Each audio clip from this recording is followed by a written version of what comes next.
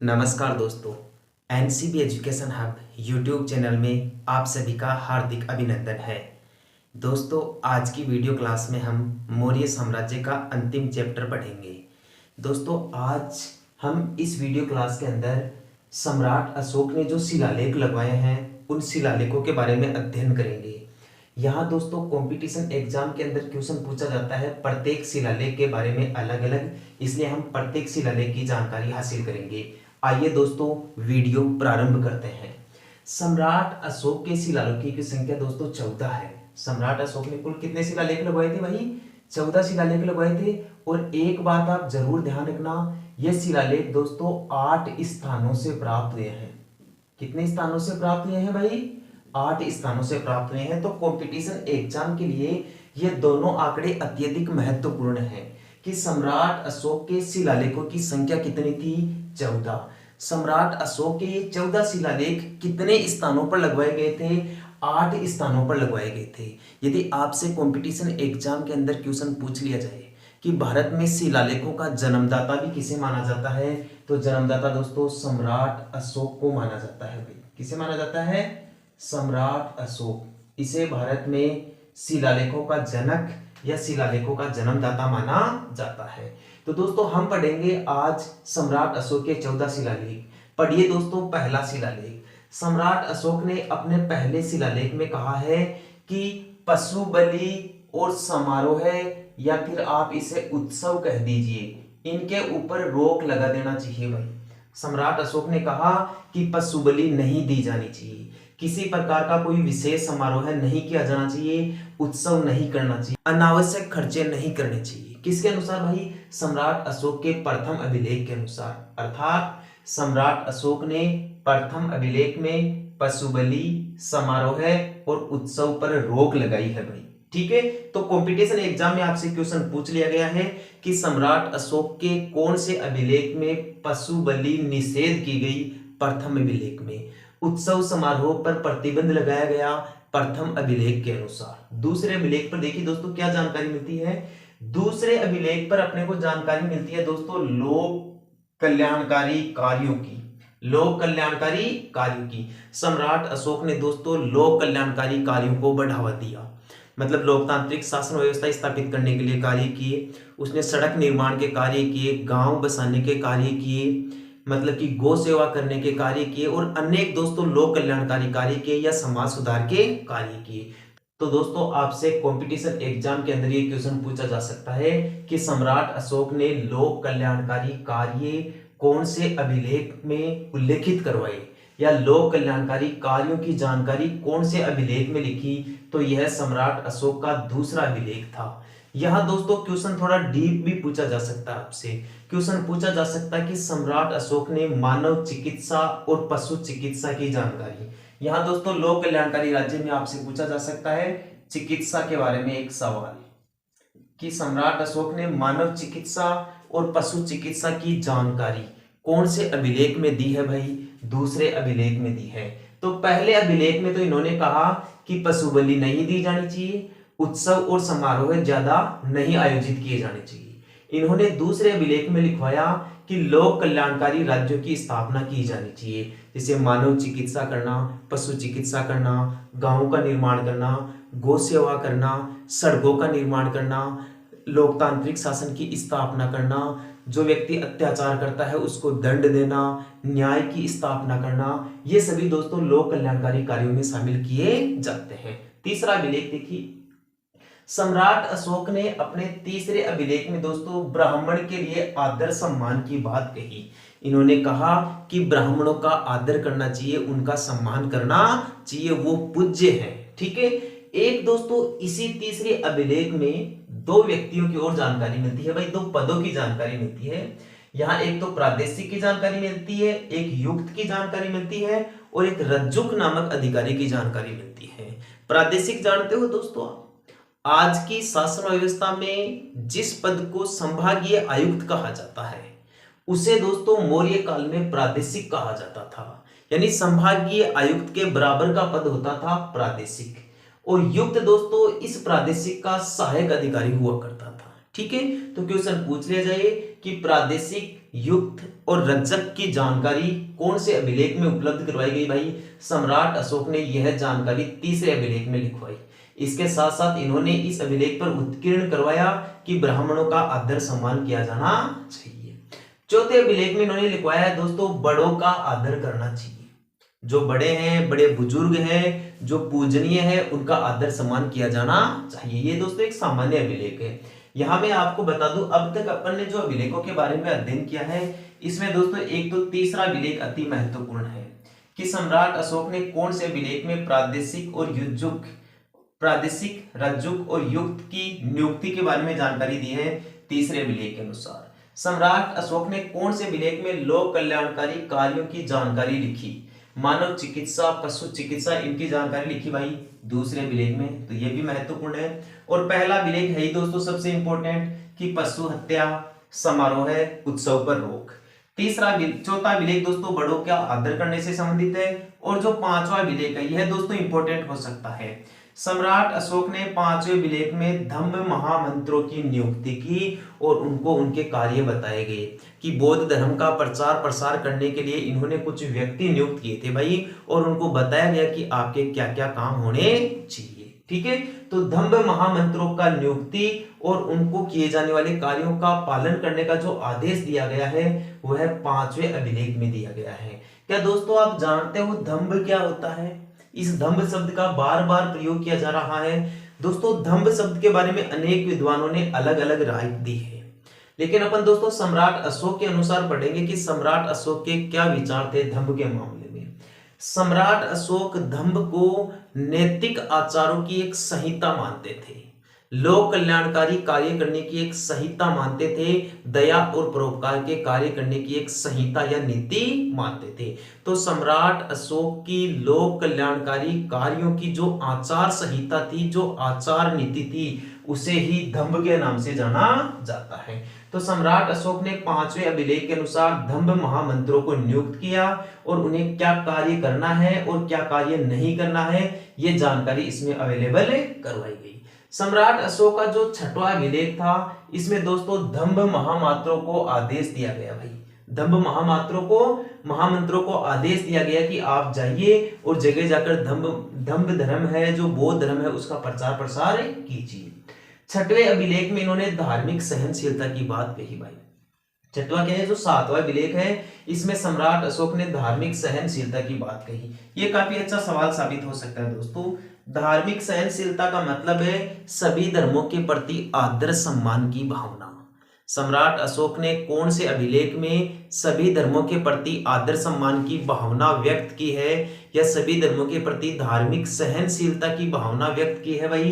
सातवें अभिलेख में उन्होंने ऐसा कहा है कि सभी धर्मों के प्रति धर्मनिरपेक्षता की नीति अपनाए, किसी भी धर्म को विशेष दर्जा न देकर सभी धर्मों को समान दर्जा दिया जाए, या सभी धर्मों को मान्यता प्रदान की जाए। यह जानकारी सम्राट अशोक ने सातवें अभिलेख में उपलब्ध करवाई। सम्राट अशोक की दोस्तों जो आठवां अभिलेख है, उसमें सम्राट अशोक के द्वारा की गई धम्म यात्राओं की जानकारी मिलती है। ये काफी अच्छा सवाल साबित हो सकता है आपके लिए परीक्षा की दृष्टि से। धम्म यात्रा किसे कहते हैं? सबसे पहली बात या सबसे पहला महत्वपूर्ण सवाल तो यही बनता है कि धम्म यात्रा क्या है। दोस्तों सम्राट अशोक ने अपने राज्याभिषेक के 10वें वर्ष बोध गया की यात्रा की थी भाई। सम्राट अशोक के 10वें वर्ष का मतलब क्या हुआ भाई? सम्राट अशोक का राज्याभिषेक हुआ था दोस्तों 269 ईसा पूर्व में, और उनका राज्यारोहण हुआ था 272 ईसा पूर्व में। तो आप राज्याभिषेक का जरूर ध्यान रखना कि 269 ईसा पूर्व में सम्राट अशोक का राज्याभिषेक हुआ। तो अपने राज्याभिषेक के 10वें वर्ष इन्होंने बोध गया की यात्रा की भाई। ये बोध गया जो स्थान है ना, वर्तमान समय में भारत के बिहार राज्य में है भाई। बोध गया स्थान वर्तमान समय में भारत के कौन से राज्य पर है? बिहार राज्य में है, जो बौद्ध धर्म से जुड़ा हुआ महत्वपूर्ण स्थान है। तो इस बोध गया की यात्रा की थी सम्राट अशोक ने अपने 10वें वर्ष में, और 10वें वर्ष में बोध गया की गई यात्रा को सम्राट अशोक ने धम्म यात्रा कहा भाई। क्या कहा? धम्म यात्रा। तो पूछा जा सकता है धम्म यात्रा का उल्लेख कौन से अभिलेख में है? 8वें अभिलेख में है। धम्म यात्रा कहाँ की यात्रा थी भाई? बोध गया की यात्रा थी। वर्तमान समय में बोध गया स्थान भारत के कौन से राज्य में है? बिहार राज्य में है।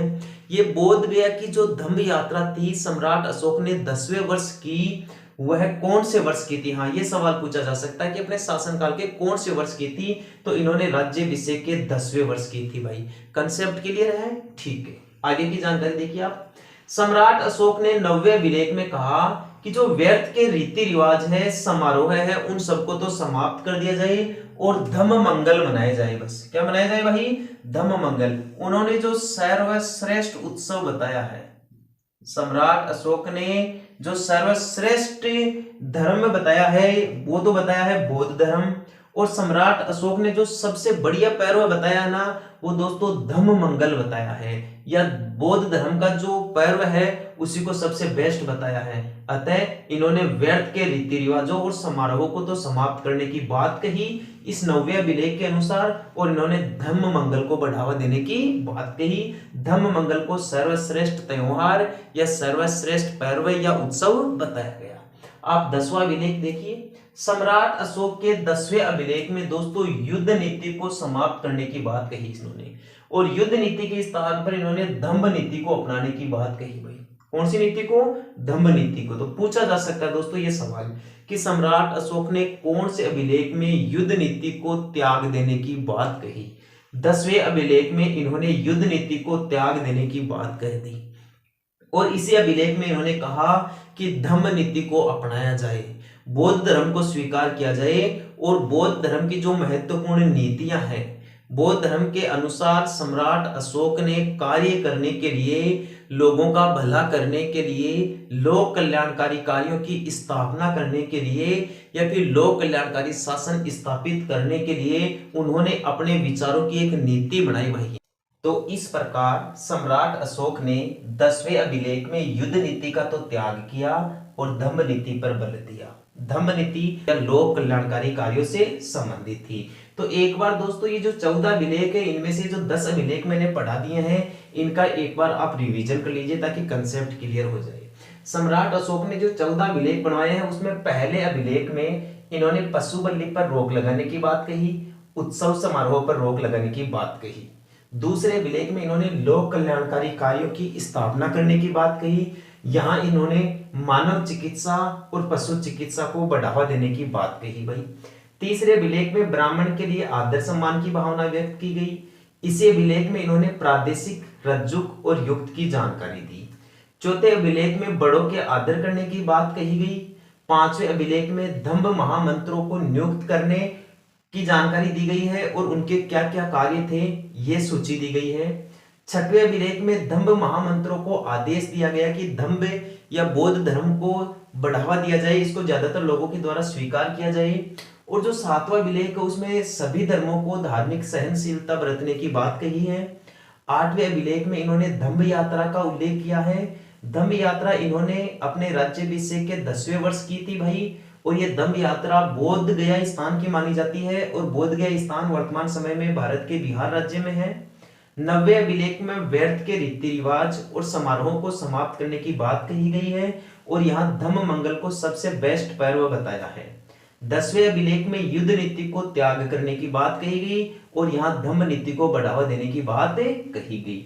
अब दोस्तों आप 11वां अभिलेख देखिए। 11वें अभिलेख में इन्होंने कहा कि धम्म नीतियों को समझने का प्रयास करें, यानी जितने भी लोग हैं मौर्य साम्राज्य में, जितने भी आम जनता है, इनके जितने भी अड़ोस पड़ोस के जो संबंध है, विदेश संबंध है, वहां सभी जगह इन्होंने दोस्तों बौद्ध धर्म का प्रचार प्रसार किया, और अपनी इस लोक कल्याणकारी धम्म नीति को सभी को अपनाने की बात कही, या सभी को संदेश दिया, और उसको ज्यादा से ज्यादा समझाने पर बल दिया गया।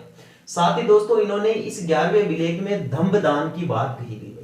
किसकी बात कही? धम्म दान, जो दुनिया का सबसे बेस्ट दान माना जाता है भाई। बौद्ध धर्म के अनुसार या सम्राट अशोक के अनुसार सबसे बढ़िया दान कौन सा है भाई? धम्म दान बताया गया है।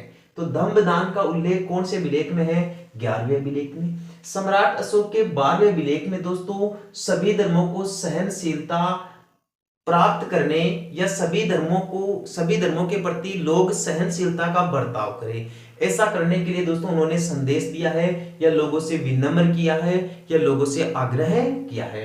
यानी सम्राट अशोक ने 12वें अभिलेख के अनुसार सभी लोगों को कहा कि सभी धर्मों के प्रति सहनशीलता का भाव रखें। सम्राट अशोक का दोस्तों जो सबसे महत्वपूर्ण अभिलेख है वो 13वां अभिलेख है भाई। सम्राट अशोक का जो सबसे इंपॉर्टेंट अभिलेख है वह कौन सा है? 13वां अभिलेख है। 13वें अभिलेख में दोस्तों एक तो कलिंग युद्ध की जानकारी मिलती है। आप जानते हैं दोस्तों कलिंग स्थान वर्तमान समय में भारत के उड़ीसा राज्य में है या ओडिशा राज्य में। पहला जो आसान सवाल है वो तो यहीं से पूछ लिया जाएगा कि कलिंग स्थान या कलिंग युद्ध कौन से राज्य में हुआ था भाई? ओडिशा राज्य में हुआ था। ठीक है। और ये जो कलिंग प्रांत था जिसकी राजधानी तौसली थी भाई, क्या थी? तौसली। तो कलिंग का युद्ध एक तो हुआ कब था दोस्तों? 261 ईसा पूर्व में हुआ था। कलिंग का युद्ध कौन सी ईस्वी सन में हुआ था? 261 ईसा पूर्व में हुआ था। और ये सम्राट अशोक के राज्याभिषेक के कौन से वर्ष हुआ था भाई? ये राज्याभिषेक के 8वें वर्ष हुआ था दोस्तों। ये जो है ना इधर ये जो 10वें वर्ष बोध गया की यात्रा करना, ये जो सारे काम है ना दोस्तों इन्होंने कलिंग युद्ध के बाद ही प्रारंभ किए थे। क्यों?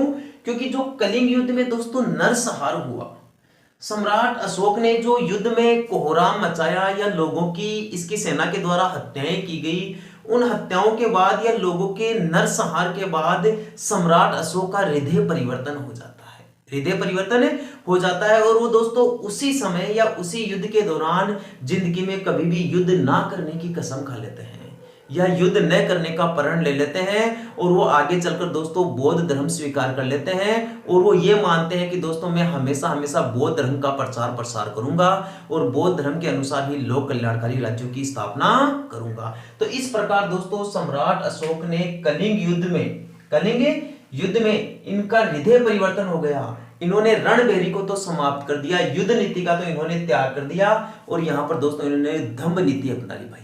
कौन सी नीति अपना ली? धम्म नीति अपना ली। यहां देख लीजिए आप दोस्तों ये सम्राट अशोक ने 10वें अभिलेख में लिखवाई है ये जानकारी कि मैं 10वें अभिलेख के अनुसार युद्ध नीति का त्याग करता हूं और धम्म नीति को अपनाता हूं, बौद्ध धर्म को अपनाता हूं या बौद्ध धर्म में जो लोक कल्याणकारी राज्यों की बात कही गई है उसको मैं बढ़ावा देता हूं। तो ये जो हृदय परिवर्तन का काम हुआ था, हृदय परिवर्तन की बात सम्राट अशोक के 13वें अभिलेख में कही गई है भाई।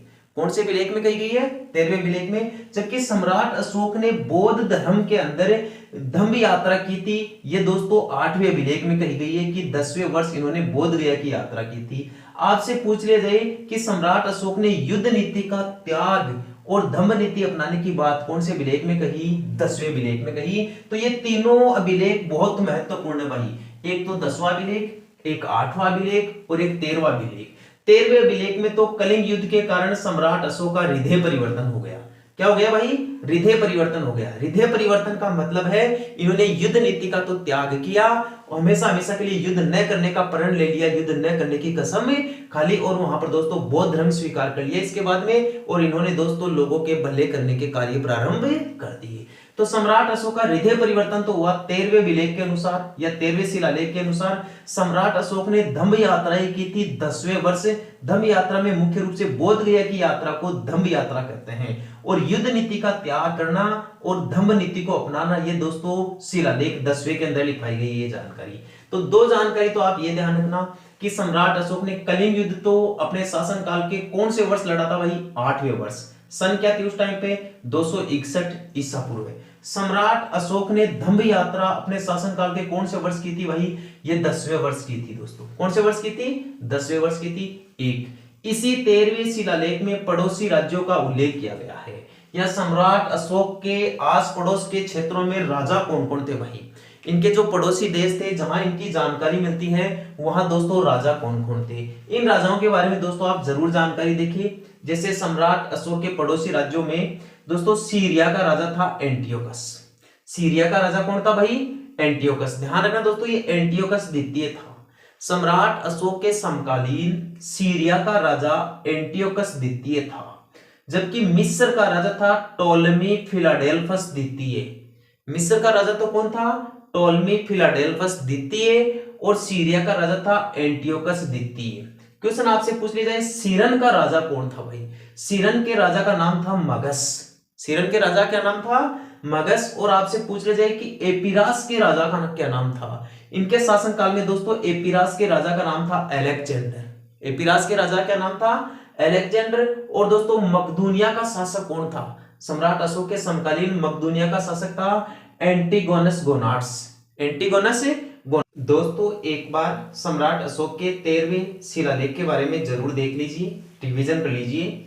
सम्राट अशोक का जो 13वां शिलालेख था उसमें कलिंग युद्ध की जानकारी अवेलेबल करवाई गई है। कलिंग युद्ध 261 ईसा पूर्व में हुआ और ये सम्राट अशोक के राज्याभिषेक के 8वें वर्ष हुआ। ठीक है, कलिंग का युद्ध ओडिशा में हुआ था और कलिंग की राजधानी उस समय तौसाली थी। इसी युद्ध के बाद सम्राट अशोक का हृदय परिवर्तन हो गया, यानी उन्होंने बौद्ध धर्म स्वीकार कर लिया और युद्ध नीति यानी रणभेरी को समाप्त कर दिया। रणभेरी या युद्ध नीति को समाप्त करने की जानकारी 10वें शिलालेख में दी गई है। इसी अभिलेख में पड़ोसी राज्यों का उल्लेख किया गया है या सम्राट अशोक के विदेश संबंध बताए गए हैं कि सम्राट अशोक के इस समय विदेशी देशों में या पड़ोसी देशों में राजा कौन कौन थे। भाई दोस्तों सीरिया के साथ इनके संबंध थे। सीरिया के राजा थे एंटियोकस द्वितीय। मिस्र के साथ भी सम्राट अशोक के मित्रवत संबंध थे और मिस्र के राजा थे टोलमी फिलाडेल्फस द्वितीय। सीरियन के राजा मगस थे। एपिरास के राजा अलेक्जेंडर थे और मकदूनिया का राजा एंटिगोनस गोनाटास था। अब देखिए दोस्तों सम्राट अशोक का अंतिम अभिलेख यानी कि 14वां अभिलेख। सम्राट अशोक का 14 अभिलेख में दोस्तों धार्मिक जीवन के लिए प्रेरित किया है इन्होंने, यानी कि लोगों को अपने जीवन में कोई ना कोई धर्म जरूर अपनाना चाहिए। और सम्राट अशोक के अनुसार जो सर्वश्रेष्ठ धर्म बताया गया वह बौद्ध धर्म बताया गया। ठीक है दोस्तों, अब आगे मैं आपको मौर्यकालीन कुछ ऐसे महत्वपूर्ण क्वेश्चंस और बता देता हूं जो दोस्तों अब तक की वीडियो क्लासों में छूट गए हैं। दोस्तों कोई भी कंटेंट रह न जाए इसलिए ज्यादा से ज्यादा और अच्छा सा अच्छा कंटेंट आपको प्रदान करने का प्रयास किया जा रहा है। तो दोस्तों एक बार ये क्वेश्चन भी आप जरूर देख लीजिए। ये दोस्तों एक यूनानी विद्वान थे जिनका नाम था भाई जस्टिन। ये यूनानी विद्वान थे जिनका क्या नाम था? जस्टिन। जस्टिन ने दोस्तों चंद्रगुप्त के बारे में दो बातें कही हैं। एक तो चंद्रगुप्त मौर्य को जस्टिन ने सेंड्रोकोटस कहा है। यहां से सवाल पूछा जा सकता है कि चंद्रगुप्त मौर्य को सेंड्रोकोटस किसने कहा है? सेंड्रोकोटस नाम दोस्तों जस्टिन नामक यूनानी विद्वान ने कहा है। एक इसी जस्टिन ने चंद्रगुप्त मौर्य की सेना को डाकुओं का गिरह बताया है। क्वेश्चन आपसे पूछ लिया जाए कि वह विद्वान कौन था जिसने चंद्रगुप्त मौर्य की सेना को डाकुओं का गिरोह बताया है? किसका गिरोह बताया भाई? डाकू का गिरोह बताया है। उस विद्वान का नाम यूनानी विद्वान था वह, और उसका नाम जस्टिन था। इसी जस्टिन ने चंद्रगुप्त मौर्य को सेंड्रोकोटस नाम दिया।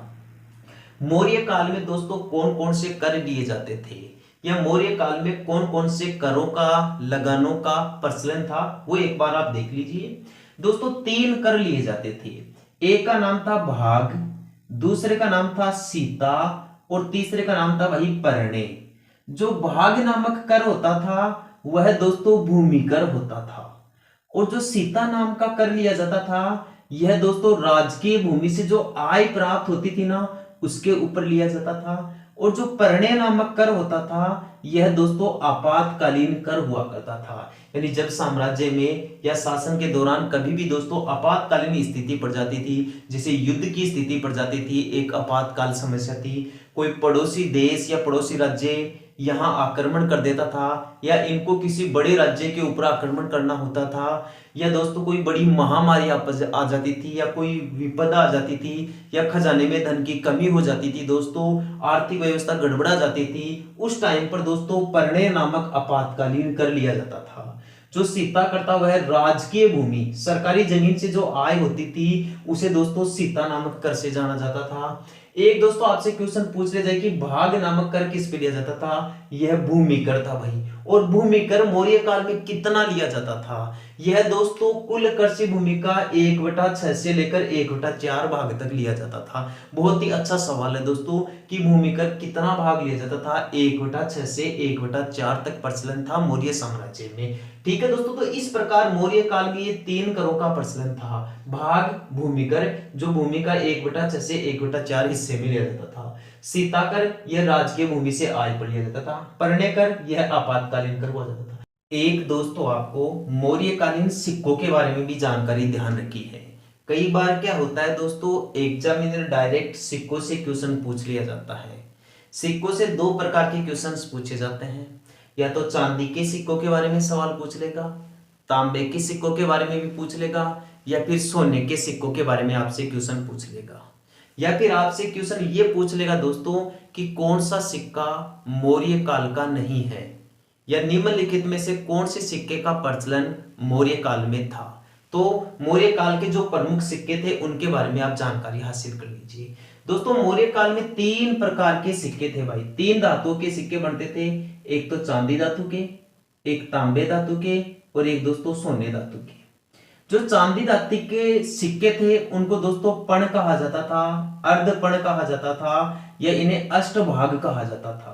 पण, अर्धपण और अष्टभाग, ये दोस्तों मौर्यकालीन चांदी के सिक्के हुआ करते थे। ज्यादातर दोस्तों यहाँ जो क्वेश्चन पूछा जाता है ना, पण के बारे में पूछा जाता है भाई, कि पण कौन सी धातु का सिक्का माना जाता है। पण एक चांदी का सिक्का माना जाता है। दूसरा सवाल, तांबे के सिक्के को दोस्तों मापक कहा जाता था या मासक कहा जाता था। इसे काकणी भी कहा जाता था या अर्ध काकणी भी कहा जाता था। यहाँ दोस्तों सवाल हमेशा ही ज्यादातर काकणी से पूछा जाता है कि काकणी मौर्य काल में कौन सी धातु का बना हुआ सिक्का माना जाता था। भाई यह तांबा धातु का माना जाता था, या तांबा धातु का सिक्का था काकणी या अर्ध काकणी या मापक या मासक। ठीक है, तो पण, अर्धपर्ण और अष्टभाग ये तो चांदी के सिक्के थे। मापक, मासक, काकणी और अर्ध काकणी ये तांबे के सिक्के थे। और दोस्तों निष्क और सुवर्ण ये दोनों सिक्के दोस्तों सोने के सिक्के थे। और ऐसे मान लीजिए जो निष्क है ना दोस्तों, ये वेरी वेरी इंपॉर्टेंट क्वेश्चन है। ऐसे मान लीजिए दोस्तों मेरी नजर में पूछ लिया जाएगा निष्क क्या है। निष्क एक सोने का सिक्का हुआ करता था मौर्य काल में। मौर्य काल में सोने के सिक्के को एक तो निष्क नाम से जाना जाता था और एक सुवर्ण नाम से जाना जाता था। तो सुवर्ण नाम से तो दोस्तों हर कोई पहचान जाएगा। यहां कंफ्यूज कहां हो सकते, तो आप निष्क के बारे में कंफ्यूज हो सकते। तो आपको एक बार दोस्तों मैं स्पेशली बात बता देता हूं सिक्कों के बारे में। सिक्कों के बारे में दोस्तों एक तो आप पण का ध्यान रखना कि पण सिक्का कौन सी धातु का था, चांदी धातु का। एक दोस्तों आप काकणी सिक्के का ध्यान रखना, यह तांबे धातु का सिक्का था। और एक निष्क सिक्के के बारे में ध्यान रखना, यह सोने धातु का सिक्का था। आगे देखिए, ये जो कौटिल्य थे ना दोस्तों, कौटिल्य, विष्णुगुप्त, चाणक्य, जिन्होंने अर्थशास्त्र लिखा, और अर्थशास्त्र को मौर्यकालीन साम्राज्य की जानकारी का प्रमाणिक ग्रंथ माना जाता है, जो राजनीति शास्त्र से था या नीति शास्त्र से था। इस कौटिल्य ने मौर्यकालीन राज्य के 7 अंग बताए हैं भाई। कौटिल्य ने मौर्यकालीन राज्य के कितने अंग बताए हैं भाई? 7 अंग बताए हैं। और ये 7 अंग अत्यधिक महत्वपूर्ण थे। अर्थात कौटिल्य के अनुसार एक राज्य के जो 7 अंग होने चाहिए, या फिर ये 7 चीजों को मिलाकर एक अच्छा राज्य बनता है। किसके अनुसार भाई? कौटिल्य के अनुसार। तो देखिए दोस्तों कौन कौन से होते हैं ये 7 अंग। एक तो होता है दोस्तों स्वामी, यानी एक अच्छे राज्य के लिए एक अच्छा राजा होना जरूरी है। एक कुशल राजा, एक अच्छे मनोविज्ञान का जो राजा है वह होना जरूरी है, जो बहादुर हो, वीर हो, परोपकारी हो, जनता की भावना को समझने वाला हो, सभी धर्मों का सम्मान करने वाला हो। ठीक है दोस्तों, ऐसे व्यक्ति होना चाहिए। एक तो ऐसा उस राज्य का स्वामी होना चाहिए, राजा होना चाहिए, वहां का सम्राट होना चाहिए। एक दोस्तों अमात्य, अमात्य यानी दोस्तों मंत्री होता है, पुरोहित होता है, कि उस राज्य की शासन व्यवस्था ठीक ठाक तरीके से चलाने के लिए या फिर राजा की मदद करने के लिए एक मंत्री परिषद होनी चाहिए भाई, या एक मंत्रियों का समूह होना चाहिए, जिसे अमात्य कहा गया है। तो कौटिल्य ने एक राज्य में राजा को महत्वपूर्ण बताया है, अमात्य यानी मंत्री को महत्वपूर्ण बताया है। और एक दोस्तों आम जनता और राज्य की सुरक्षा का जो केंद्र बताया जाता है दुर्ग, वह होना जरूरी है, जो राजा, राज परिवार या आम जनता के निवास के लिए भी बनाया जाता था या सुरक्षा की दृष्टि से बनाया जाता था। तो दुर्ग भी दोस्तों अति महत्वपूर्ण अंग बताया जाता है राज्य का। एक दोस्तों राज्य का महत्वपूर्ण जो अंग है वह कोष माना जाता है भाई, कोष यानी खजाना। एक दोस्तों बल, कि राज्य में ताकत होनी चाहिए, यहाँ की सेना सुदृढ़ होनी चाहिए भाई, यहाँ सभी प्रकार की मुख्य रूप से सेना होनी चाहिए। जो मौर्यकालीन सेना है, मेगस्थनीज ने कहा था कि यहाँ चतुरंगिणी सेना है भाई, जो सभी प्रकार के युद्ध लड़ने में कुशल सेनाएं होती है उसे चतुरंगिणी सेनाएं कहते हैं। एक दोस्तों इनके मित्रवत संबंध होने चाहिए भाई राजा के, या उस राज्य के मित्रवत संबंध होने चाहिए। आसपास के जो पड़ोसी राज्य हैं या जो पड़ोसी देश है उनके साथ मित्रवत संबंध होने चाहिए, व्यवहारिक संबंध होने चाहिए। ठीक है दोस्तों, या वफादारी के संबंध होने चाहिए। एक दोस्तों जनपद, कि वह जो राज्य है वह जनपदों में बटा होना चाहिए या प्रांतों में बटा होना चाहिए। तो इस प्रकार कौटिल्य या चाणक्य ने राज्य के 7 अंग बताए हैं: स्वामी, अमात्य, दुर्ग, कोष, बल, मित्र और जनपद। तो यदि दोस्तों आपके आज की वीडियो क्लास की ये सारी जानकारी समझ में आ गई है ठीक ठाक तरीके से, तो एक बार मेरे साथ स्पेशल रिवीजन देख लीजिए ताकि यह कंटेंट आपके यहीं इसी वीडियो क्लास में कंसेप्ट क्लियर हो जाए। आइए दोस्तों, सम्राट अशोक के शिलालेख पढ़ रहे हैं। सम्राट अशोक के शिलालेखों की संख्या 14 है। ये 8 स्थानों से प्राप्त हुए हैं। भारत में शिलालेखों का जन्मदाता सम्राट अशोक को माना जाता है। सम्राट अशोक ने पहले अभिलेख में पशु हत्या पर रोक लगाई, समारोह या उत्सव पर रोक लगाने की बात कही। दूसरे अभिलेख में पशु चिकित्सा और मानव चिकित्सा की बात कही। इसके अलावा अनेक लोक कल्याणकारी कार्यों पर बल देने की बात कही। तीसरे अभिलेख में कहा कि ब्राह्मण के लिए आदर सम्मान की भावना होनी चाहिए। यहाँ पर संभागीय आयुक्त के समान प्रादेशिक पद और इसकी सहायता के लिए युक्त या रज्जुक पद की जानकारी अवेलेबल करवाई। चौथे अभिलेख में बड़ों का आदर सम्मान करने की बात कही। पांचवें अभिलेख में दंभ महामंत्रों को नियुक्त किया और उन्हें उनके कार्य बताए।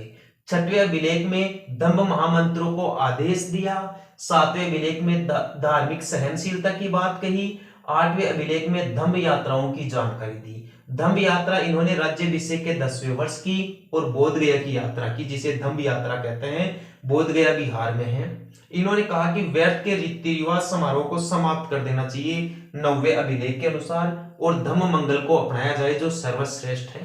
10वें अभिलेख के अनुसार इन्होंने युद्ध नीति का त्याग कर दिया और इसकी जगह सबसे बेस्ट जो नीति है धम्म नीति, इसे अपना लिया। 11वें अभिलेख में धम्म नीतियों के बारे में समझाया और धम्म दान को सबसे बेस्ट दान बताया। 12वें अभिलेख में कहा कि सभी धर्मों के प्रति सहनशीलता होनी चाहिए, ऐसा सभी को संदेश दिया। यह भी सभी धार्मिक संप्रदायों को संदेश पहुंचाया। 13वें अभिलेख में कलिंग युद्ध की जानकारी मिलती है।